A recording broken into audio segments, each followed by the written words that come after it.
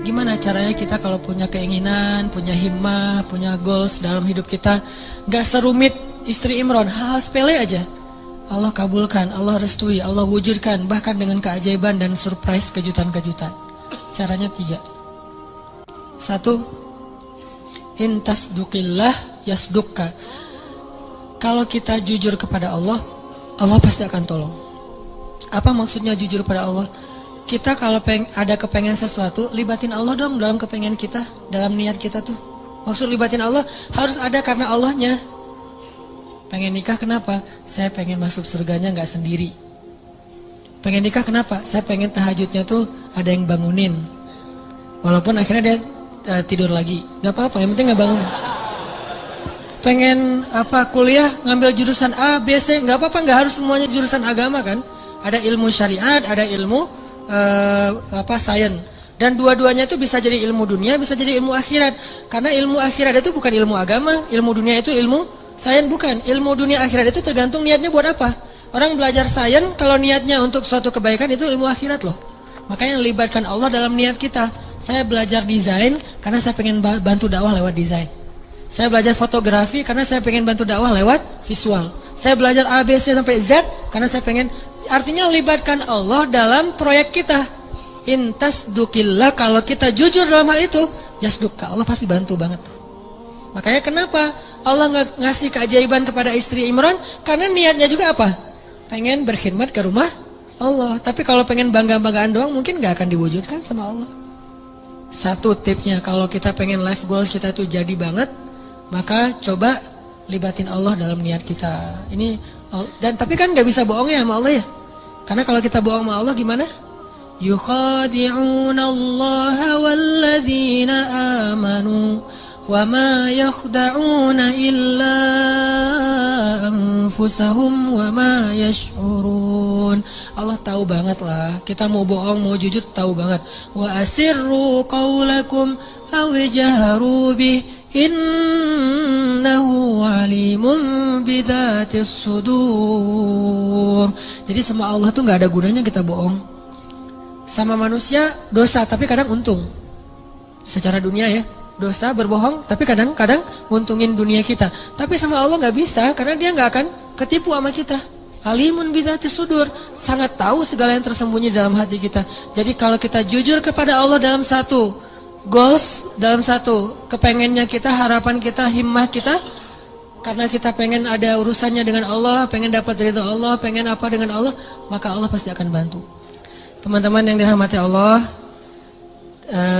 tadi ya yang pertama, kalau kita pengen life goals kita, kepengennya kita, harapan-harapan kita sebesar apapun, tetap mungkin banget untuk terwujud karena Allah gak ada yang gak mungkin di sisinya. Ala kulli syai'in qadir. 1 tuh intasdikillah yasdukka. Kalau kamu jujur ke Allah, Allah akan jujur. Maksud jujur ke Allah tuh libatkan Allah dalam niat kita. Kayak tadi misalnya, kenapa pengen punya pasangan? Biar ada yang mensupport saya buat dakwah. Biar ada yang ngebujuk saya buat ke masjid. Biar ada semuanya ada urusannya dengan Allah. Nah, ini pasti akan Allah mudahin banget. Dan itu akan jadi keajaiban. Jadi kayak nggak pernah kita nyangka tuh bisa terjadi kalau kita intasdukillah, kalau kita jujurnya ke Allah. Terus yang kedua, jangan sampai apa yang kita inginkan itu sekedar khawatir. Jadi niat itu teman-teman ada 2. Ada khawatir, ada azam. Apa beda khawatir dengan azam? Khawatir itu bahasa Arab yang terus diserap jadi bahasa Indonesia khawatir. Khawatir itu aslinya artinya adalah keinginan yang terlintas sebentar terus hilang lagi, itu khawatir. Misalnya kita ngelihat ada di histori kita gitu, ada anak hafal Quran 30 juz usia 7 tahun. Duh, pengennya kayak gini. Dah. Lihat lagi nanti ada yang traveling kemana gitu Raja Ampat. Aduh, pengennya jalan-jalan kayak gini. Lihat lagi nanti ada yang ternyata baru beli mobil baru. Aduh, pengen mobil kayak gini. Lihat lagi ada yang baru selesai custom cafe racer. Aduh, pengen punya motor kayak gini. Gonta-ganti terus tuh keinginannya. Ini namanya khawatir. Gak ada satupun yang akan terwujud. Dan kalau itu kebaikan pun tidak ada yang berpahala. Kenapa? Karena dia cuma terlintas. Kalau azam, keinginan yang kuat, gak terwujud, belum terwujud aja, itu udah berpahala. Jadi kayak kita pengen, aduh pengennya bisa menghafal Quran terus berhari-hari, berminggu-minggu, dan diwujudkan dalam usaha-usaha yang semaksimal mungkin. Walaupun kita belum khatam 30 juz, kita udah dapat pahala seperti khatam 30 juz loh. Makanya kan keajaiban niat itu adalah niat aja ibadah kan. Kalau kita niat memperbanyak ta'adudin niyah, memperbanyak niat-niat yang baik, niat doang itu udah ibadah. Tapi syaratnya niat yang masuk dalam kategori azam, bukan dalam kategori khawatir.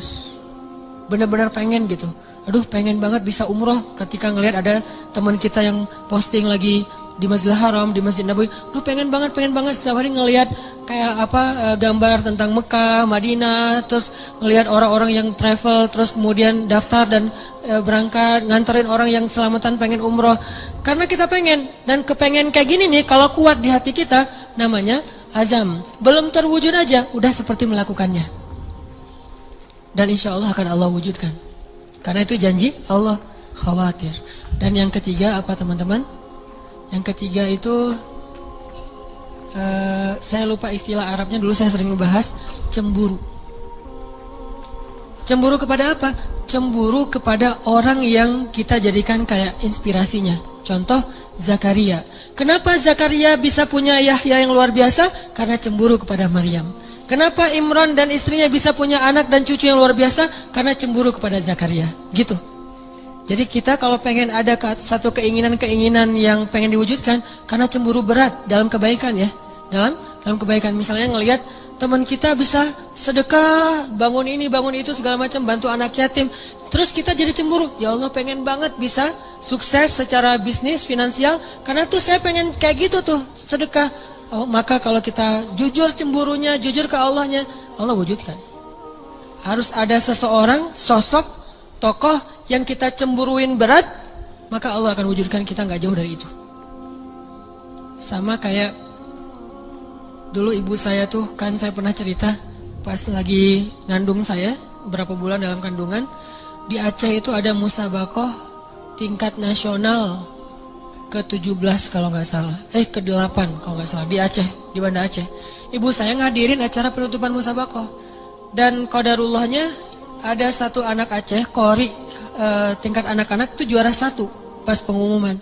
Namanya kalau nggak salah Muhammad Yanis Yahya. Terus karena dia juara, dia disuruh ngaji penutupan gitu kan, perform lagi di penutupan. Pas dengerin dia ngaji tuh ibu saya kayak kena banget gitu, tersentuh banget. Lalu dia ngusap-ngusap perutnya sambil mengatakan, ya Allah, mudah-mudahan bayi dalam kandungan saya tuh kayak gitu. Itu kata ibu saya. Mudah-mudahan bayi dalam kandungan saya ini kayak gitu. 12 tahun kemudian, waktu itu Yanis usianya 12 tahun. 12 tahun kemudian ada musabaqah tingkat nasional di Pekanbaru. Saya ikut musabaqah mewakili Aceh tingkat anak-anak Qori, dan alhamdulillah Allah takdirkan juara 1. Dan ibu saya mengatakan, inilah doa saya 12 tahun yang lalu. Persis gitu. Karena apa? Karena ada rasa cemburu dalam kebaikan. Nah, siapa yang sekarang kita cemburui? Boleh teman pas reunian dia datang berdua, cemburu berat kan ya? Apalagi ada cerita dulu tuh, mantan ternyata gitu. Wah, pengen banget gini, ya Allah, gimana nih caranya? Memang gak ada yang lain yang kayak gini. Berat, cemburu yang luar biasa. Bukan cemburu karena happy-nya, seru-seruannya, tapi karena mungkin mereka berdua tuh sekarang kelihatan rukun, soleh-soleha, diberikan anak yang soleh-soleh yang luar biasa. Cemburu yang melibatkan Allah, maka Allah akan wujudkan itu. Seperti cemburunya istri Imran kepada Zakaria, dan cemburunya Zakaria kepada Maryam. 3 ini, jujur sama Allah, libatin Allah. Terus yang kedua, apa tadi teh? Azam, jangan khawatir, keinginan itu harus kuat, jangan loncat-loncat, jangan ganti-ganti. Dan yang ketiga adalah cemburu.